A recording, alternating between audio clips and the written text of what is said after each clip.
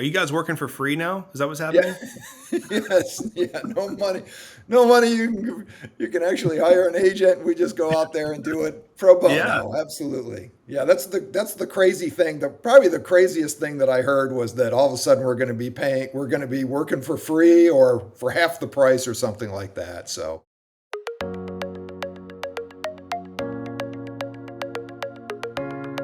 And welcome to a Wiser Retirement Podcast. We believe the best financial advice should always be conflict free. I'm your host, Casey Smith. Guiding you to financial freedom today is my co host, Tom Townsend. Tom is a local realtor and has been a guest on our podcast many times. Hey, Tom, welcome back. Well, thanks for having me. Glad to be back. So, Tom, what's happening in the world of Keller Williams? Keller Williams, yeah, we're continuing to be the number one agent in the local area here, nationally and in the Southeast. So things are great. We measure that by agent count, number of transactions, and actually overall volume. So in those three categories, we are just moving forward, and things are going well. So I want to start off with I guess what's happening with this national realtor decision. Basically, are you guys working for free now? Is that what's Yeah. happening? Yes. Yeah. No money. No money. You can actually hire an agent. We just go out there and do it pro Yeah. bono. Absolutely. Yeah. That's the crazy thing. Probably the craziest thing that I heard was that all of a sudden we're going to be working for free or for half the price or something like that. So that's So so is the help me understand this. It's the National Realtor Association. Is that right? National Is that Association of Realtors, now? NAR. Okay, National Association of Realtors. They were sued. Is that correct? Correct. Along with all many of the larger brokerages. So they were all kind of bundled together in this huge lawsuit that came out of Missouri from the Okay. homeowners. It was started with homeowners. Basically, is it over like saying there's monopoly and the 6% shouldn't be 6%, or what was the premise of the lawsuit? Do you know? Well, the premise was that it was a clouded conversation. There was no transparency of what these fees and the commissions really were and where they were coming from and who was paying for what and what the definitions of the commissions were. So that's Uh, kind of where it was born from. And I think people need to understand every state runs a little bit differently.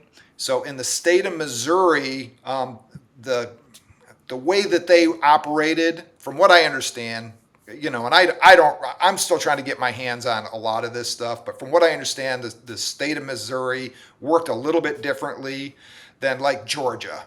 Georgia, believe it or not, we're really ahead of the curve as far as how we communicate to the general public of what commissions are, where they're at, who pays what, and what they are. And they're all negotiable. mhm. But supposedly in Missouri, people thought it was a fixed fee. There wasn't any negotiating going on, and it was very clouded on where these commissions came from and who was paying. So you're saying in Georgia, someone could walk up to you and say, "Hey, I want you to sell this for me, but I'm not going to pay you 6. I'm going to pay you 2." Is that what you're saying? Well, you always could do that. It's always been negotiable. But yeah, I mean, if you've got a house that you want to sell, you could call me up and we could sit down and you say, listen, I don't want to pay your standard or your typical fee of 6%. I want 2. Now I've got the right to say, I have to justify that. I got to show my value and Yeah. explain to you, and then I have to make a decision on if I want to move forward with you or not from a business Yeah. standpoint. I mean, I feel like on the lower end of homes, let's say $500,000 or less, you're probably not going to drop your rate. But if you go up market and let's say the house is 3 million, I guess there's less buyers, so you have to have maybe a different network of buyer potentially. But you use 6% on 3.5 million. Now to be clear, you're not getting 6. That's usually split between two agents, right? And then a little bit Typically, goes yes. to and so you get 3, right? And then Typically. but then does one or how much actually goes back to Keller Williams or the broker? Okay, so let me kind of break this down. And this is where a Yeah, lot of the confusion is. yeah, So, as a listing agent, if I'm coming to you and you have a $3 million piece of property, you and I are having a conversation of what fee you will be paying Keller Williams, because I work for Keller Williams.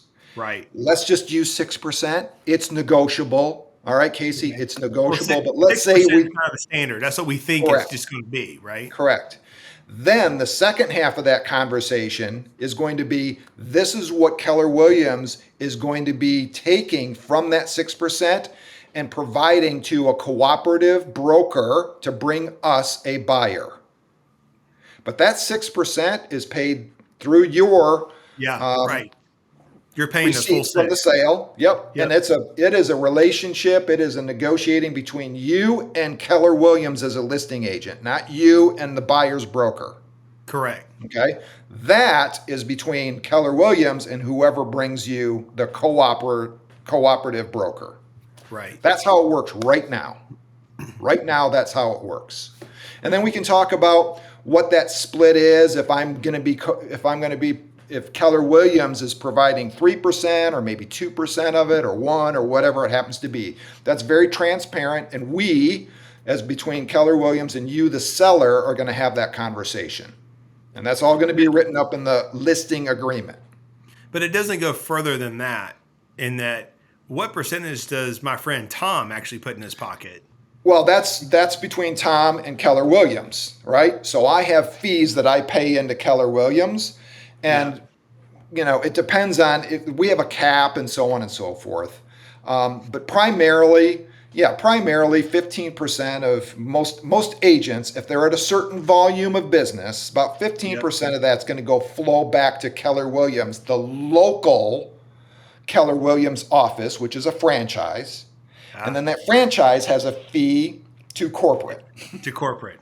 Correct. A lot of fingers in the pie. Yeah, there's a lot of What? there's a lot of moving parts, and I say that 15%. That's kind of an average. It all is based on the volume that your actual business does. Yeah. So that fluctuates a little bit. We basically have a cap every year. So then, if I was selling a lake lot somewhere with no structure on it, that seems to be 10%. Yeah, yeah, and that's that's just driven by the market. That's just because what people are willing to pay on That's on, right. on a lot. That's right. Now, I think a lot of that was born from the fact that a lake lot can be very expensive. So there may be a little bit of negotiating there. But if you just take a random acre out in the middle of Timbuktu, maybe it's $8,000. That's Right. why it's higher, right? Yeah. Because 3% on it, it's just not a lot of money, and not a lot of agents are going to be putting the time, effort, and energy into that. Let's flip the conversation around a minute. Let's say you found a broker, instead of paying them 6, they're willing to do 4. So I'm assuming if a broker is willing to do 4, they're really hungry for the business, which means that they might give you maybe a little more attention initially to try to get some interest, but it also means they probably have less experience. They probably don't have as big of a network to reach out on that property. So it really depends on the property too, because some houses you could put a for sale sign up written in a piece of paper on the front lawn and it'll be sold in a couple hours because it's location.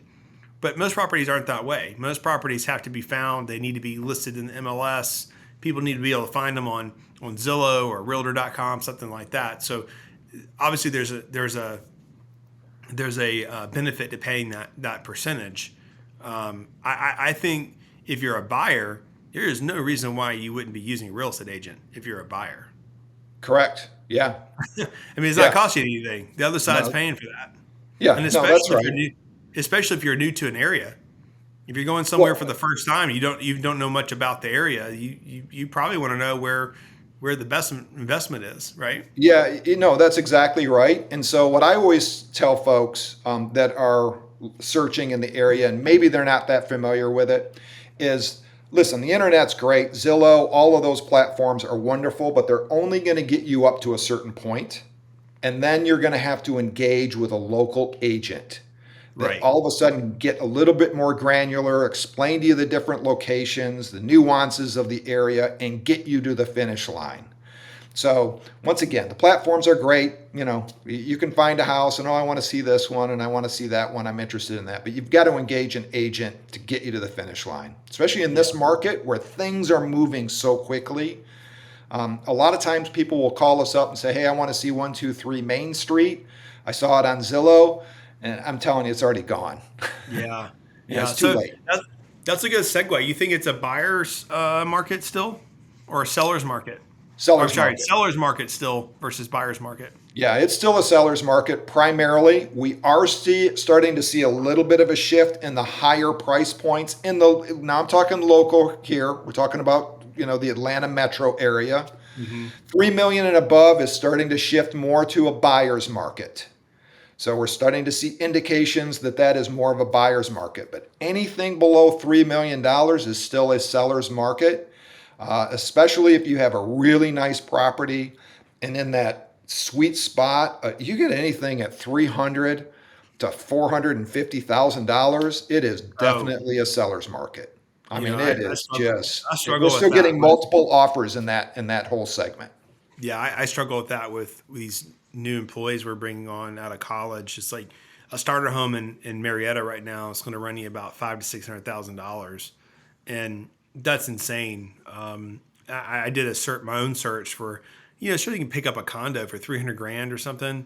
It doesn't exist.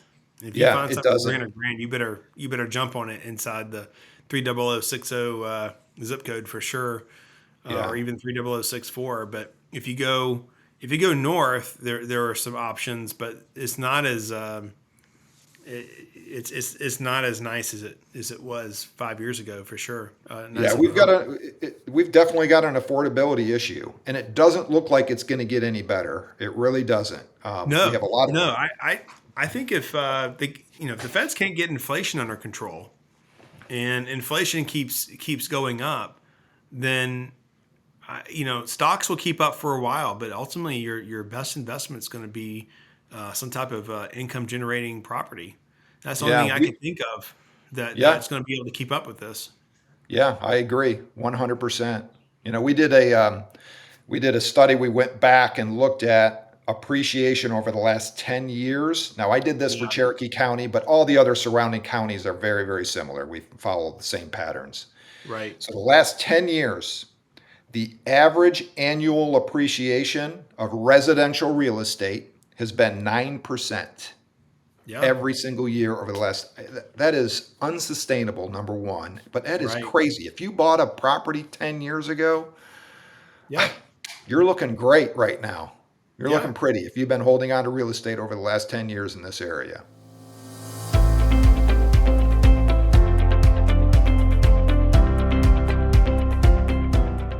Are you curious why annuities keep coming up as a potential investment option? People are often told that annuities can effectively mitigate investment risks and help secure their financial future.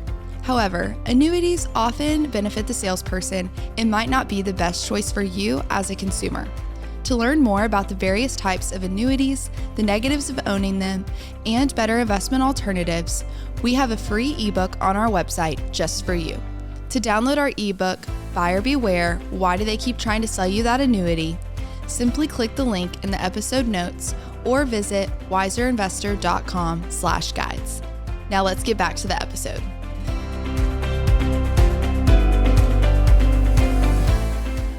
But you look at places even down at the beach. Like I look at Hilton Head at St. Simon's all the time.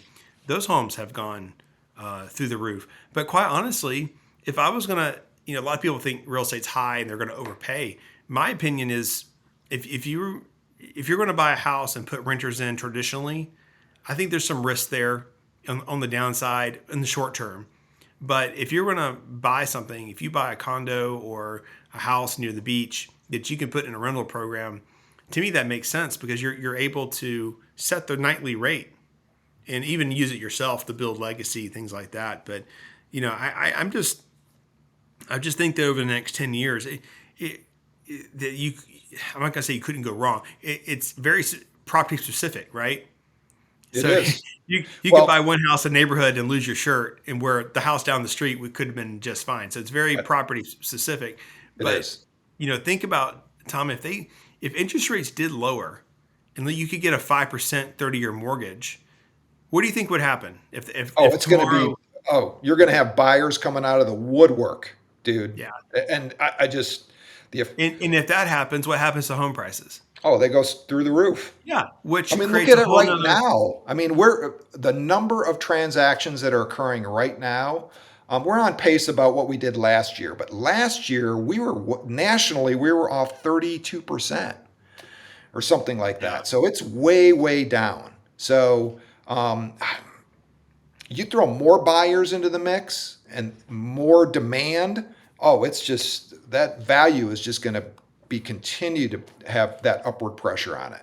So yeah, that we've been talking about that. Listen, these rates which drop. which creates a whole nother problem though, because now you have inflation that those numbers get into the CPI, right? Yes. So then you're going to have a whole nother inflation problem. The whole market pullback this year has recently in the last few weeks has really been okay. What's inflation doing? And maybe the Feds can't lower rates as the way the market thought they could in January. And I just don't think that they can, or at least they'll have to do other programs that don't lower interest rates for mortgages for sure. Because I just think it is just their fire's still burning, and I think we'd just be putting gasoline on it. And I don't.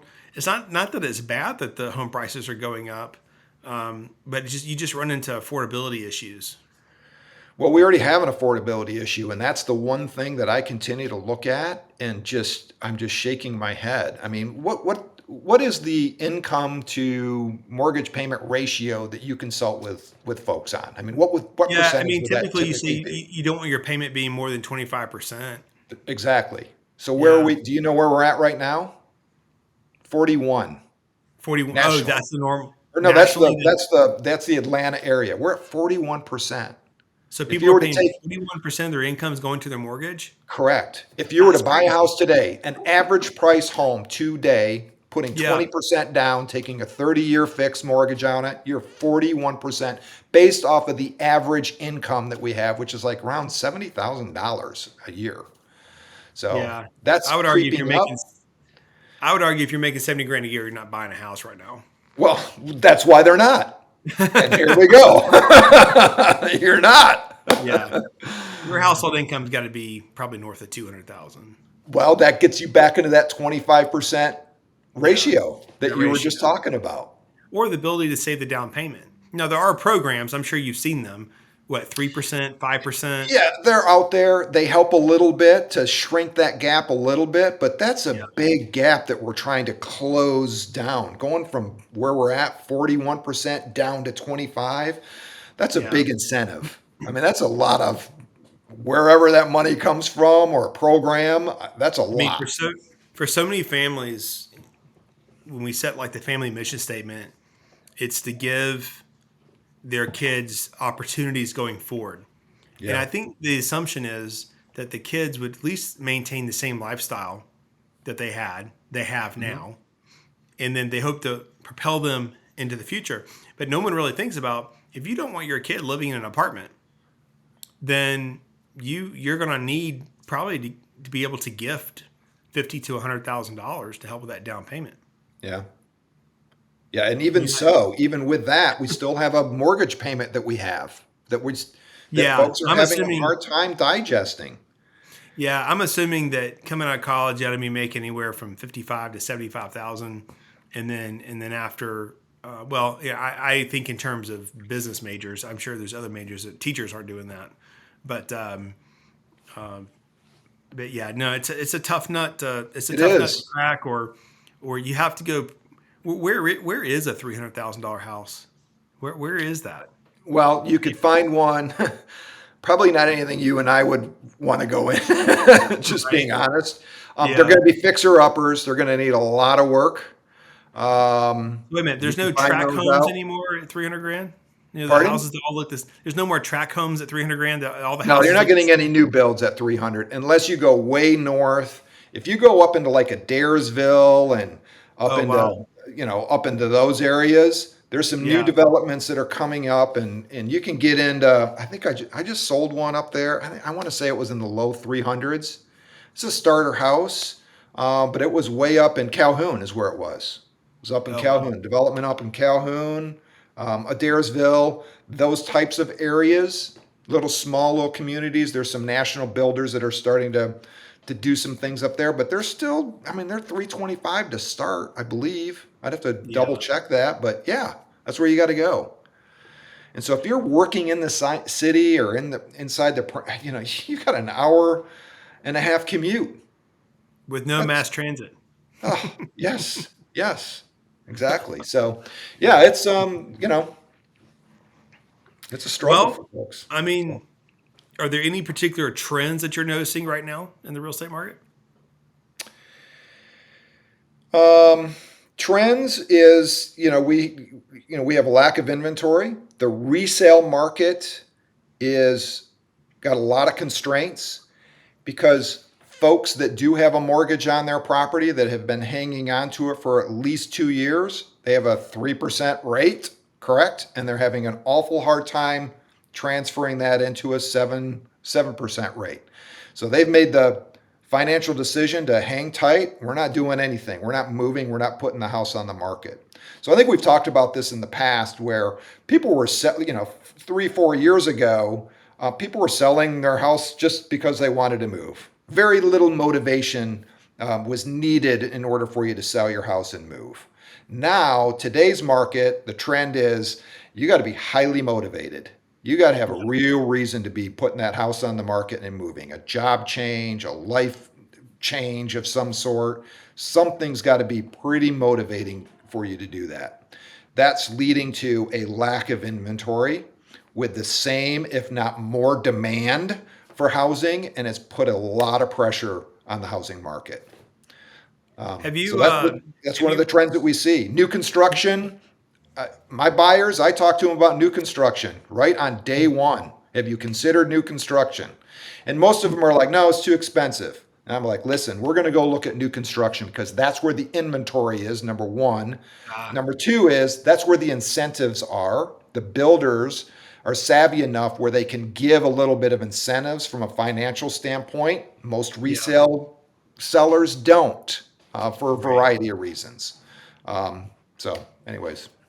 Have you seen a trend with these? I keep reading about these house hacking by young people where they're buying a house and they're renting out all the rooms in the Yeah, house. Have you encountered any of that with any of your buyers? not a whole heck of a lot, but I talk about house hacking all the time. I would love for my young kids. I've got a young daughter. I keep on telling her, I said, you need to become a house hacker, but she wants a brand new house with everything done. I'm like, man, good luck. So basically, you buy a house, I guess you fix it up a little bit, but then you get roommates. You charge Yeah, them rent. yeah, They're paying you correct. um, essentially the mortgage, I guess, Yeah, a and little bit.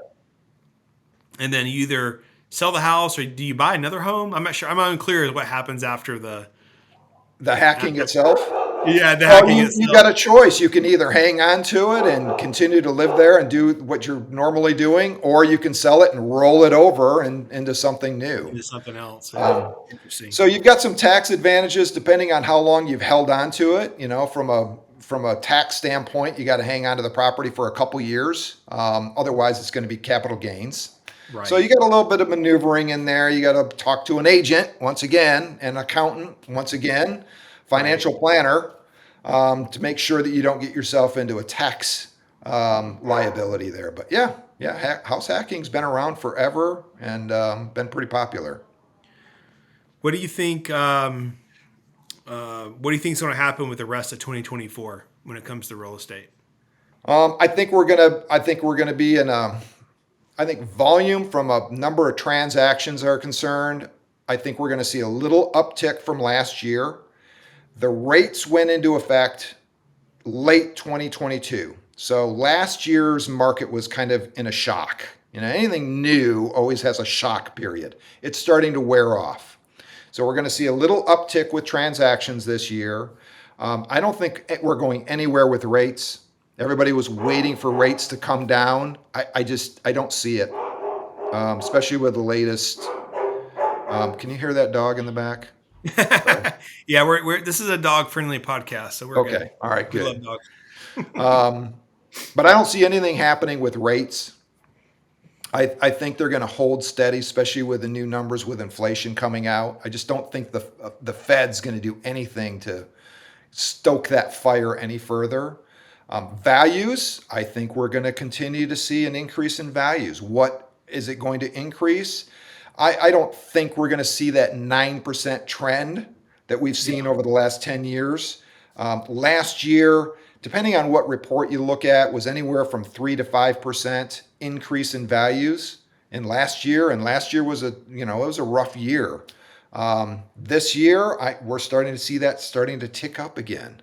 So maybe 5%, 6%, we may see that this year. And believe me, we're trying doing everything we can to like calm that down because it's just. I didn't think it was going to get to this point as far as a affordability issue. Yeah. I didn't think we would get this far, as far as that gap in between people's income and mortgage payments. I just didn't think it was going to be sustainable, but here we are. Well, So more and more people are moving to this area, so that doesn't really help us when you don't have enough housing. Supply yeah, demand yes, we've got definitely a lot of people moving into causes this that. area. That's it's wonderful to have the economic base that we have here in the Atlanta area. However, it comes with a lot of strain on the real estate market and Yeah. housing. Well, what advice would you give to a buyer or a seller right now? For buyers, I would say, first of all, get yourself a great agent. You're going to need them in order to get you to the closing table. This is not something you can do on your own. You can find the house on Zillow, you can find it out there, but if you want to get to the finish line, you've got to engage an agent sooner than later. Number one. Number two is get ready to compete. This is not a down market. It is still a seller's market. So you're going to have to be aggressive and make sure that you're ready to go. As far as sellers are concerned, kind of the same thing. Expect, here the buyers are more selective this year. The buyer pool used to be huge about 4 years ago and has shrunk down. A lot of people have been priced out of the market for all the reasons we've been talking about. So the buyer pool is smaller. It's still competitive, but sellers, these buyers are picky. It used to be you just throw a sign in there. You didn't even have to do your laundry, leave the dishes out, no big deal. You're going to have to clean Right. the house up. You're going to have to make it curb friendly. It's going to have to look pretty because these buyers, they're happy continuing to rent right now until they find the house that they really want. So, from that standpoint, that's how I would advise buyers and sellers in today's market. Both of them need agents, obviously, Yeah. and All advice. right. Well, I think it's challenging. I look at real estate quite frequently, and it seems like 10 years ago the house that I loved was 650, and now the same house is like 1.8. Like it's crazy. The Nine difference. percent a year for the last 10 years. And I'm getting old enough now to where I'm like, that's not worth it. I'm still living in those old prices. Yeah. Um, and in my own primary home doesn't ever seem to increase in value because nothing around me ever goes up for sale. So I'm on this little street that has basically a dead end, and I don't think anything's been for sale in 5 years. So Yeah. Yeah. so Well, and so I go to Zillow. It doesn't give me a really good number, and I'm like, that doesn't seem right. that's an interesting conversation because we're running into the same thing because of the lack of sales in the resale market. Yeah, Comparables are really hard to find. So appraisers are struggling trying to find enough data and information to be able to provide a lender to make a logical decision on is this house worth it or not? And of course, in the yeah, background, you got the agent screaming, going, I had 5 offers over asking on this thing. What are you right, talking about? exactly. Well, appraisers still have heartburn from the financial Yeah. crisis. So Well, exactly. And they have guidelines that they have to abide by and they right, have to follow. So it's not like the appraisers got free willy nilly to do whatever they want to do. They've got really, really tight restrictions on what they can and cannot use in their reports. So they're kind of, their hands are tied. But yeah, that's an interesting, scenario. We were having a hard time with just having enough data to be able to justify prices. Yeah, it's almost like if you're selling, you almost got to be moving out, like out of the area, to really capitalize on it. Because most people will tell me, and when I retire, I'm going to downsize my house, and I have to tell them, it's like, you can downsize the square footage that you want to maintain, but you're not going to get a cheaper house. If you're selling your house in $750 to $1 million, and you're going to move somewhere to smaller, and you want quality and a finished product, it's going to be about the same price. And that's what right. people are understanding. Even these 55 plus communities are pretty expensive. They're very expensive. Now, there's some advantages and amenities that they wrap up Well, into that. you're buying a lifestyle for sure. If you can find a 55 plus that has good quality build, that's even more expensive. But typically they're lower quality builds, and but you're buying the easy button, right? Yeah, yeah, you are. But no, we have that conversation almost every day with folks.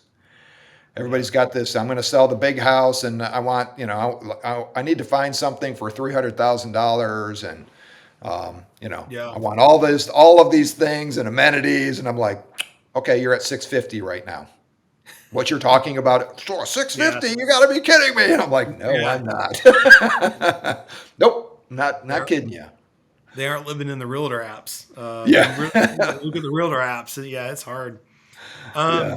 Well, Tom, I guess we'll kind of wrap up here. Tell us how to get a hold of you if we're buying or selling a house. How do we find you? Yeah, absolutely. Our website, links, we're on all the social medias and all the popular platforms out there. Our website is www.townrg.com. And from there, you can find the links. I think if you go in and you search at Your Town's Realtor, you'll be able to find us all over the place as well. Instagram, YouTube, we got a pretty good following with YouTube now. Do a lot of video content with information and helpful content about the local area. But that's how you reach us. All right, Tom. Thanks for your time today.